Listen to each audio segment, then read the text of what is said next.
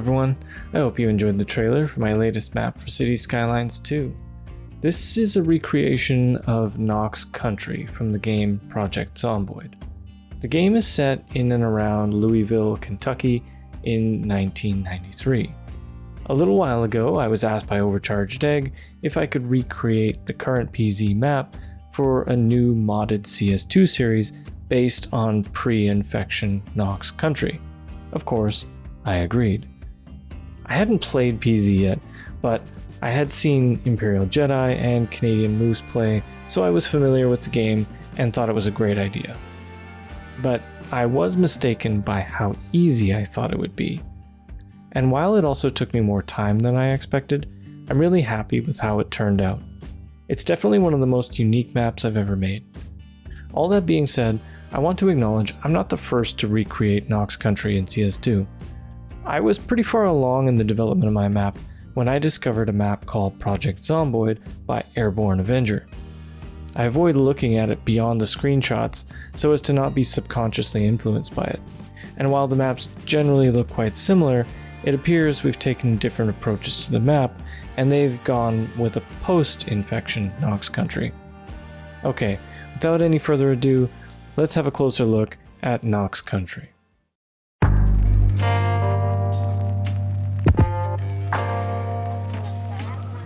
Now you might not believe it, but this map is entirely made by hand. No height map was used, no height map was required.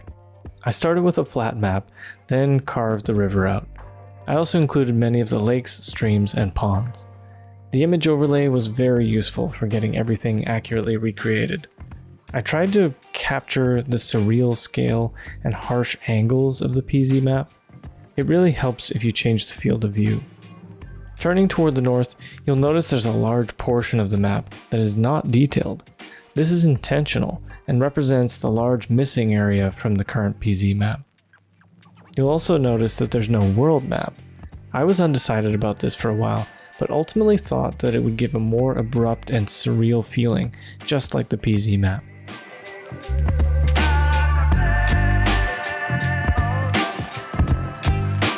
This map features outside connections by road, rail, and air.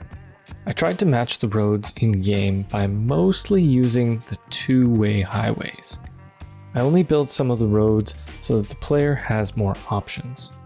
I wanted to include a couple of neat intersections like this one that features a super node and traffic lights.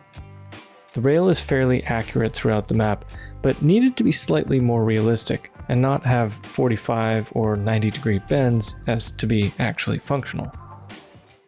I didn't add any seaways since it would add ships to the river and the bridges aren't high enough. But that won't stop the player from building some seaways to the edge of the map. And lastly, there are 4 outside connections by air.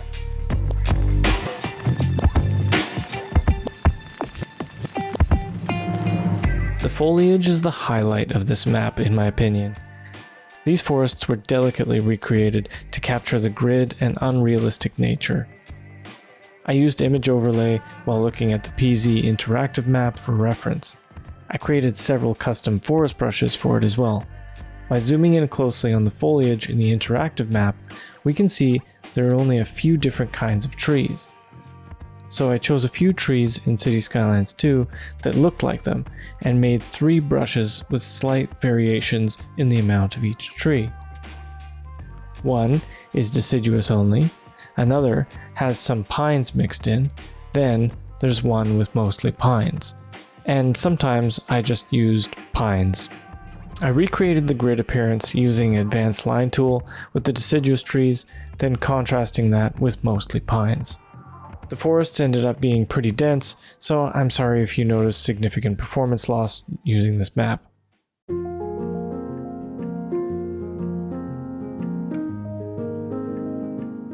Now, while glancing at the statistics of this map, it appears resource heavy, and you'll see why in a moment. As you've already seen, there are a lot of trees on this map. There's also a significant amount of fertile land, since much of the map is rural farmland. And while I wasn't able to see any mines on the interactive map, I wanted to add ore to the map for players to give them more options.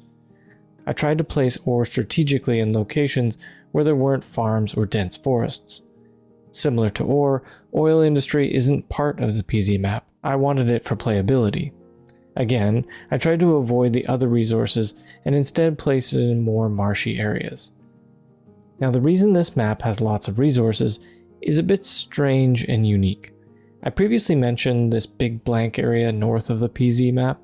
I tried to look into ways to prevent people from using parts of the map. For example, if you want to try to roleplay a protected park area within the map. But the best approach to this that I've come up with is to paint the area with lots of resources. So this area is covered in fertile land, ore, and oil. I didn't add more trees because I didn't want to negatively impact performance anymore. But anyway, all of these resources make the map tiles very expensive and makes building here even more challenging.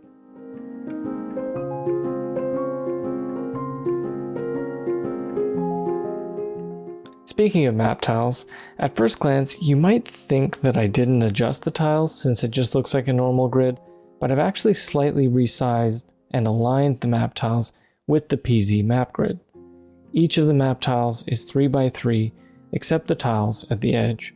The 9 starting map tiles are located in Louisville. And here you can see a comparison of how much more those tiles with all of those resources cost north of the river versus one of the tiles in the normal building area.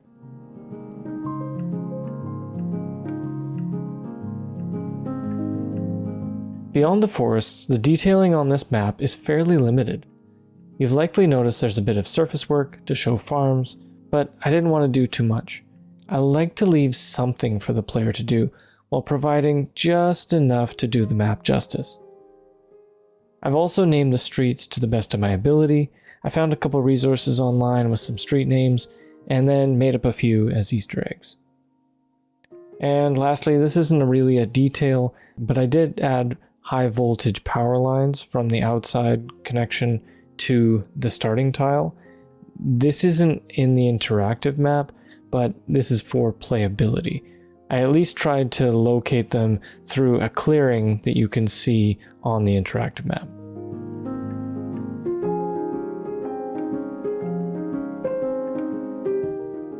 And that's about it. I hope you enjoyed this overview.